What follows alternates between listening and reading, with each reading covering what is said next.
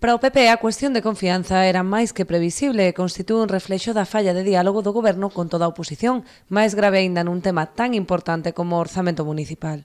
É un reflexo da situación de falta de comunicación que teñen cas distintas forzas políticas. Con nós é máis lóxico que somos a forza que estamos na oposición, pero que as dúas formacións políticas, tanto o BNG como o Partido Socialista, que o elevaron a la alcaldía, pois é sintomático que non sexan capaces de chegar a acordo en algo que tan importante como os orzamentos municipais. A espera de saber se prosperará ou non a cuestión de confianza, o PP xa anunciou que volverá a rexeitar os orzamentos, posto que non se ten introducido modificación algunha. Como tampouco non hai ninguna modificación, a nosa postura será a mesma. Das outras forzas políticas, eles sabrán o verán o que fan, pero, bueno, nós non queremos que, volvo a decir, si realmente no debate dos presupostos as posturas foron as que foron, non sei se houve reunións privadas con alguén ou algún tipo de cargo criterio, pero oficialmente nos presupostos non hai nada novo, co que non sei cal será o resultado, pero, bueno, mañá sabremoslo ás 9 da noite.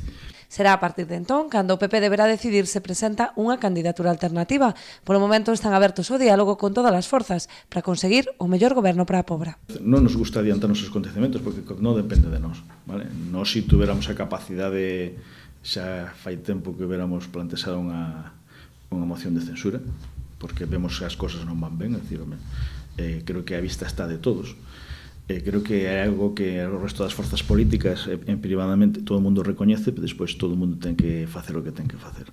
En este caso, se se dá a situación, nós o que volvemos a plantexar a mesma situación, é dicir, nós estamos presentámonos para gobernar nas circunstancias na que os veciños nos deran, gañamos, pero non tínhamos a maioría suficiente para gobernar, goberna un equipo de goberno con menos concelleiros que o grupo que máis ten, sin apoio de ninguén.